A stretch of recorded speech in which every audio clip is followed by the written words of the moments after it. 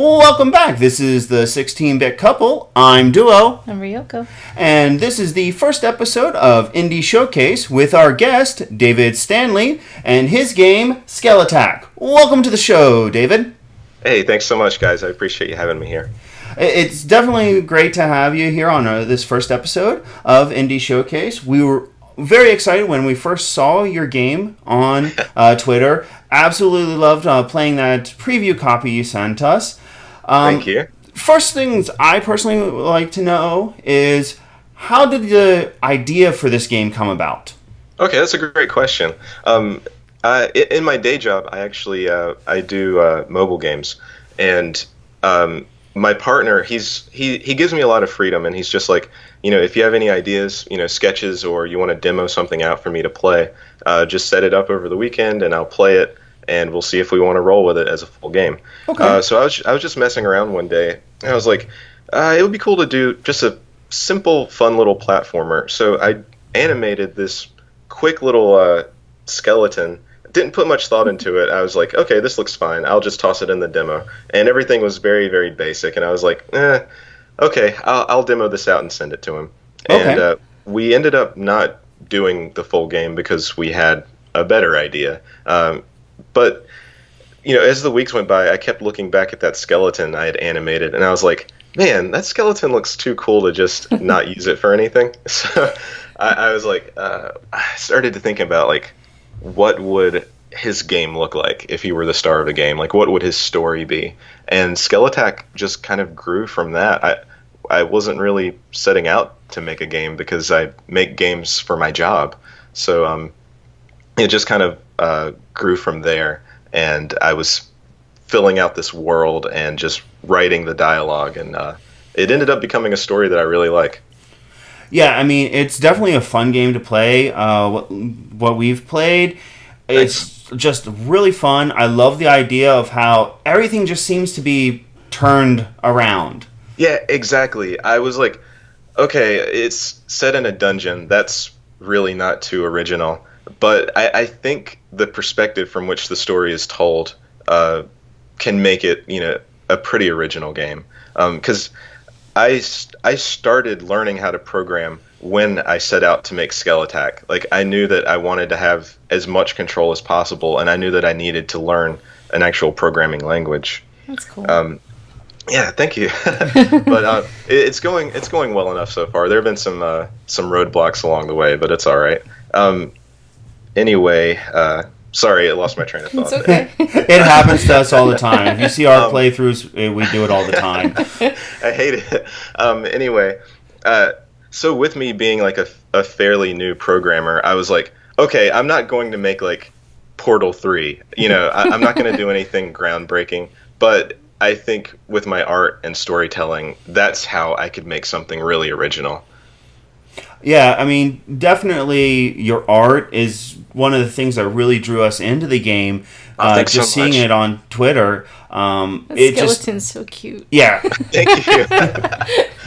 Yeah, I really wanted to like hook people that way because, like I said, I'm not going to have really crazy game mechanics that people are impressed by. I mean, it's a pretty straightforward, simple platformer, but I was like, when people scroll by my Twitter, I want them to be hooked by something, and art, it was really all I had, so I wanted to make things as appealing as possible. It definitely caught our eye, and it's one of the Awesome. big reasons we wanted to have you here on the show as our first guest, is because it caught our eye so quickly. Just me scrolling through Twitter and seeing retweets of other developers that we had actually met, going to conventions and stuff, and seeing them speak of the game. That is insane. Like, I didn't know that there were like convention developers who had been sharing my game. I mean, I try to connect with as many people as possible, but it's just really cool to see people with like thousands more followers than me in some cases, getting excited about Skelattack. It was really nice to see that transition to like people that I can admire are really like, hyped about my work. It made me feel like I was doing something that actually was real, and might have like lasting power. Yeah, I can definitely understand how that feeling is, where you're getting that feedback from people that are your peers, but you consider them to have done so much more than what you've done. Yeah, exactly. So, you know, I like work by myself, pretty much every day, and you think your own projects are cool, but you never really consider it like on a massive scale, like if it's actually worthy of being called an indie game, if it's even worthy of being published or seeing the light of day at all.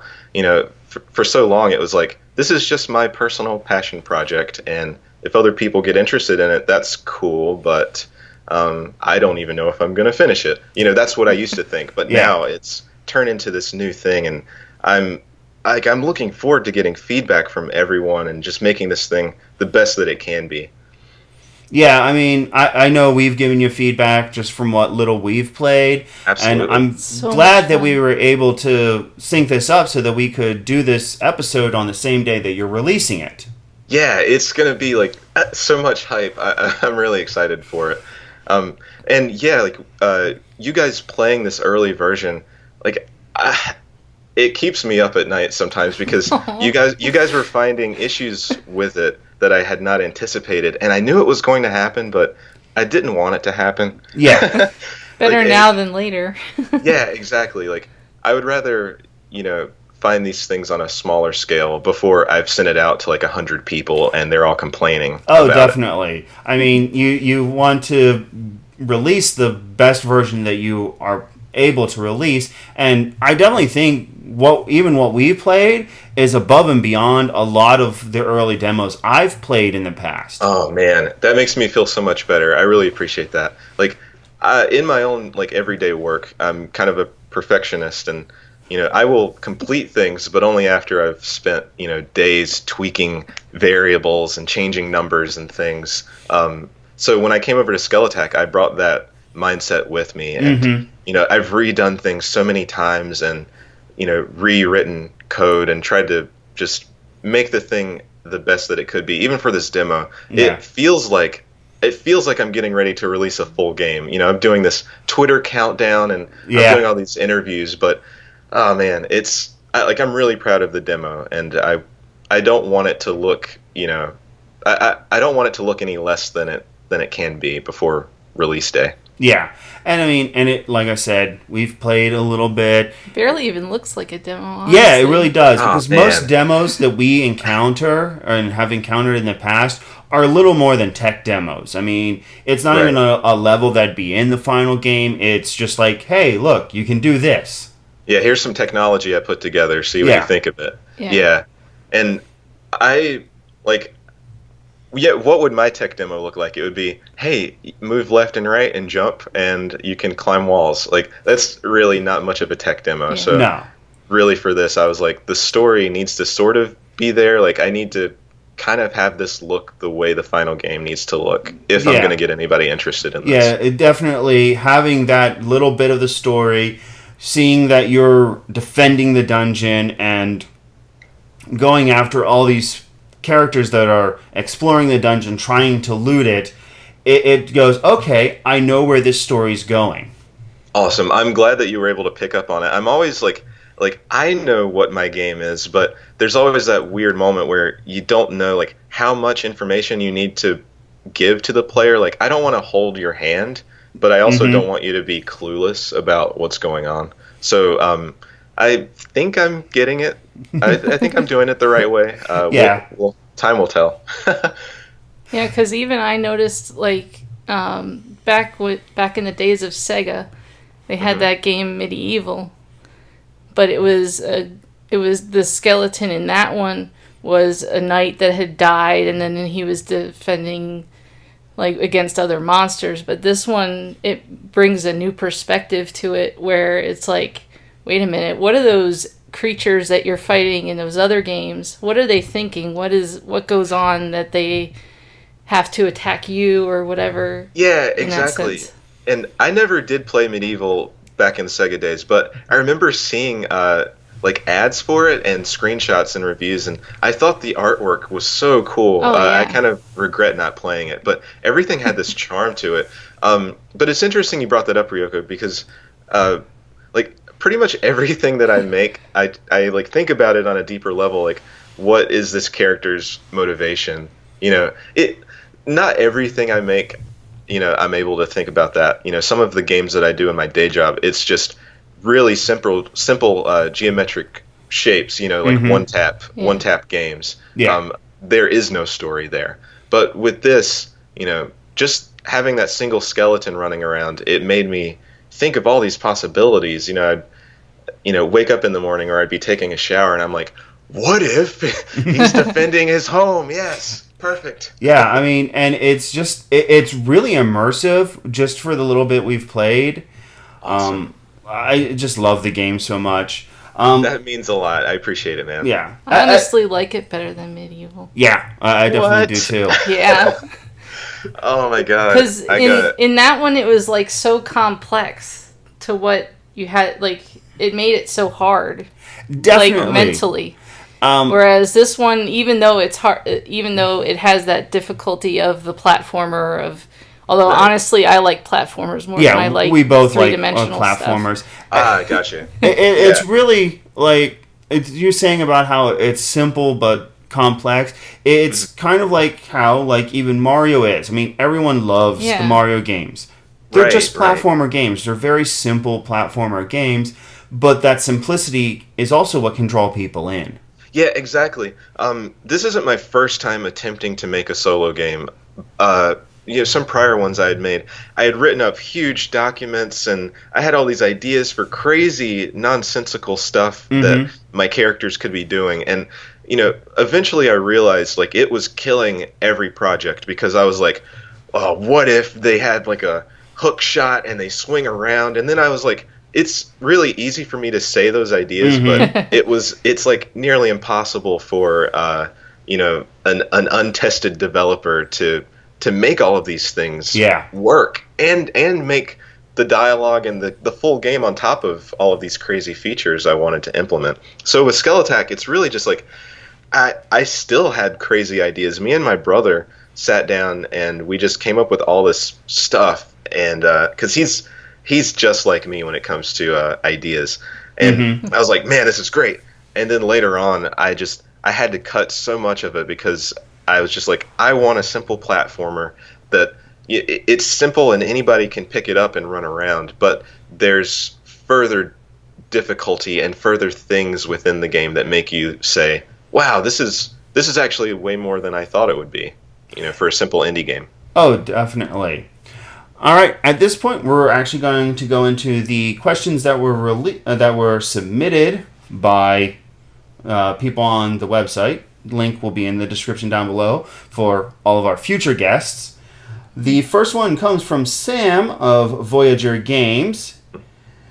He's actually the guy that we talked to at the convention. That actually his Twitter's the one that actually got us to see yours. Fantastic. Yeah, Sam's been supporting me for a long time, and we partnered up on our respective websites, so anyone that rolls through, hopefully will see my link or see his link. Yeah, and I saw that. His game, Outer Colony, that he's working on is so impressive. Like, definitely. He was one of the devs that made me like this guy should not care about what I'm doing. Like, he's just so good. Like, I feel like Skelattack is like nothing. Yeah. All right. Sam's question was, how have you gone about testing Skelattack? It's always a challenge to get software ready for a public release, and it's tricky as a dev to test yourself. Have you had anyone try the game outside from yourself? Okay, that's a really good question. So when I had like a workable version of Skelattack, or even before I had a workable version, I made sure to test at every major step. Once I got my movement code down, left, right, jumping, I was like, all right, let me hop in and test this. And also let me throw in some weird button combinations too. Like, what happens if I press left and right at the same time? Because like, I know as a developer, there's no need for me to press the the left and right arrows at the same time. Yes. But, when I send out the game, people are going to be doing all sorts of crazy stuff that you can't really account for.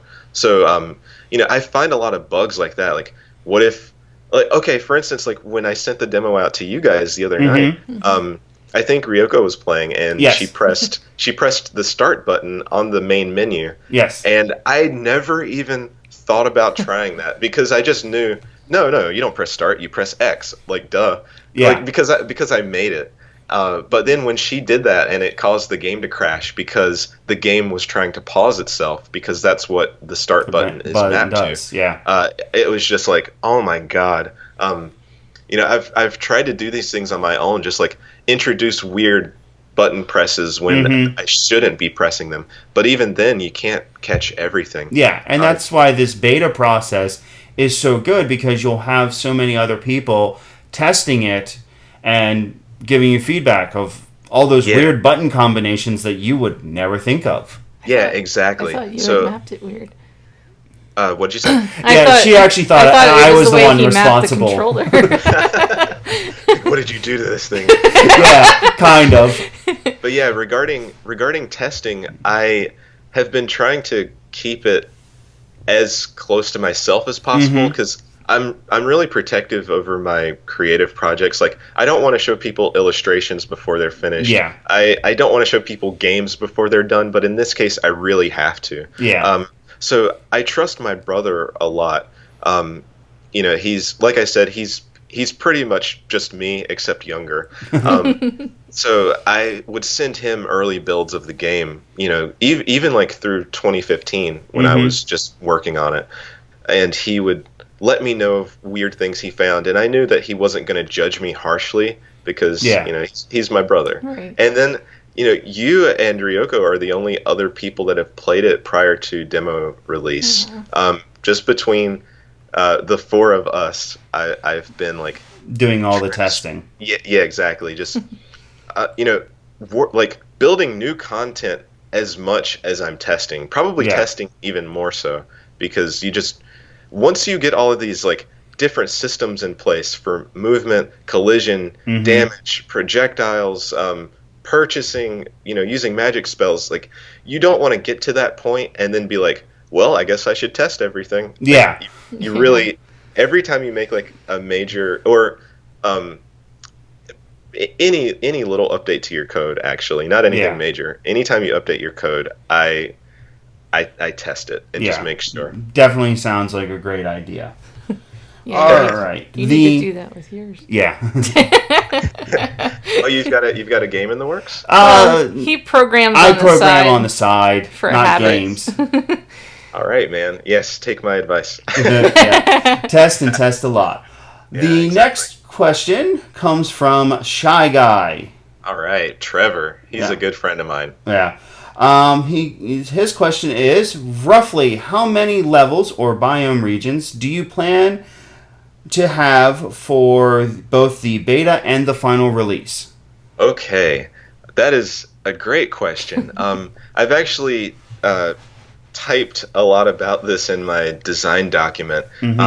There's still it's still an area where I'm not sure how much is going to get cut, but for the demo, there's going to be two areas. Duo, you and Ryoko have seen this. If you've gotten to the end of the demo, I don't know if you have yet. We have not. I think I got to one door that I couldn't get through, and for whatever reason, when we got there, the bat had the exclamation point. It had an exclamation point next to it, but I couldn't get the information. I figured there was something it was trying to say, but I didn't know. Yeah. Gotcha. What? Yeah. That was one of the errors we ran into. It's okay. Well, and I was wondering because we haven't tested the latest build you sent yet. We were doing it full yet. screen before. Gotcha.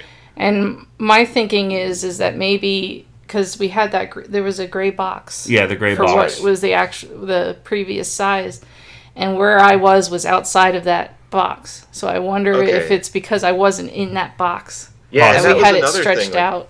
Before you guys got the demo from me, I had not even thought anyone would put it in full screen. Like, it was just such a weird thing where I just didn't think of myself as a proper developer for so long. So I was just like, they can play it in windowed mode. Who cares? Yeah. But anyway, yeah, sorry that happened to you, Ryoko. Oh, it's okay. No problem. In the new build, full screen has been accounted for. It's kind of weird that it got like a year into development before I thought about it, but full screen is fine now, and no more weird boxes. And Yay. Cool. as far as I know, the bat chat works. Like, I don't know what was going on with that. But, Yeah, we'll keep definitely look testing into and it let me know. more. Yeah, I wonder. Anyway, to get back to Trevor's question, I don't remember the exact number of planned areas, but for the demo there are going to be 2. You start in the lowest level of the dungeon, which is the sewer. It's just the nastiest part, but even these adventurers have made it down to that point. Yeah. In their raid, so it just makes sense to start from the bottom and work your way up to ground level. Yeah. So as you pass through the different areas of the dungeon, I wanted to have like different aesthetics and different things that can show off the fact that these dungeon creatures, they have a society and a life together. Okay. And these raiders are ruining it. Like I wanted to do like, I wanted to have like libraries and like sort of a green room type of place where, or I don't know if that's the right word for it, where like, they're growing plants and whatnot. And as you go higher in the dungeon, I want it to become more apparent that you are steadily rising upward towards the ground level. So I thought towards the end it would be cool to have like parts of the dungeon wall that are like in terrible disrepair and are breaking down, and you can actually see daylight and trees, and maybe there are birds that have gotten inside the dungeon. Oh, wow. Like this stuff isn't in the game yet, but it would be, that's just a matter of artwork. So it's not anything new that would need to be programmed. It's just, do I want to take the time to paint these things? Yeah. So as you rise up, I want it to become very apparent that it's not just going to be like dark sewer dungeon the entire game. As you progress, there's going to be reasons like I want the artwork and the backgrounds to make you be like, okay, I want to keep going and see what else this dungeon can show me. Yeah, what the world is going to unfold into.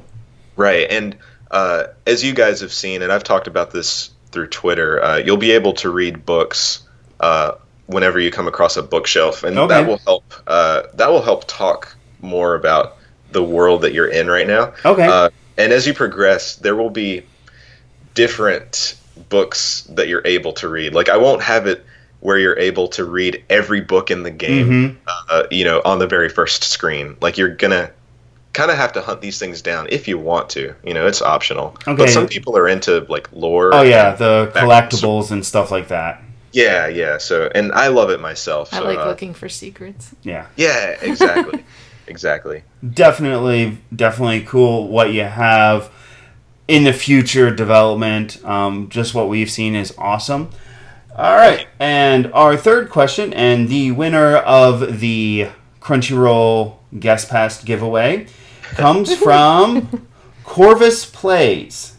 Oh, okay, Corvus. Nice. Yeah, he followed me recently. I saw him do some really cool stuff on YouTube. He's a Let's Player. Okay. Anyway, thanks, Corvus. All right. The question is, and this is pretty unique, would you rather be attacked by a house-sized skeleton or 1,000 pencil-sized skeletons? Oh my god. I was like, I woke up this morning and I was like, what kind of crazy questions are these people going to be throwing at me? Like, I kind of need to prepare myself, and I did not prepare myself.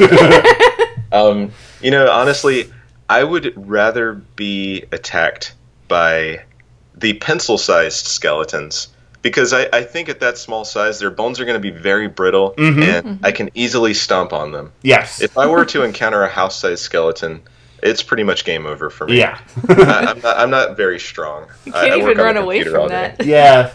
Running away isn't really an option. Their legs are so much longer then.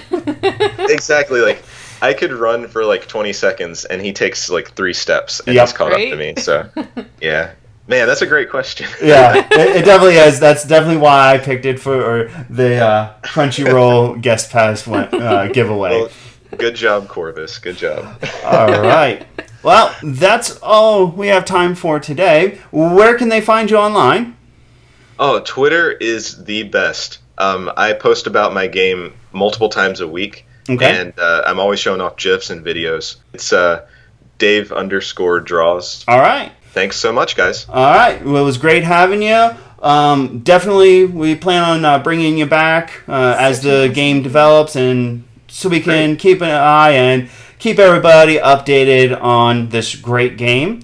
Sounds Definitely Just let me know. be sure to like and share this video to show support for Dave, and subscribe to come back and see all our future episodes of Indie Showcase. Once again, this is Duo. Ryoko. And our special guest, David. Thanks, buddy. All right. Have a great day. All right, you too. Thanks, guys.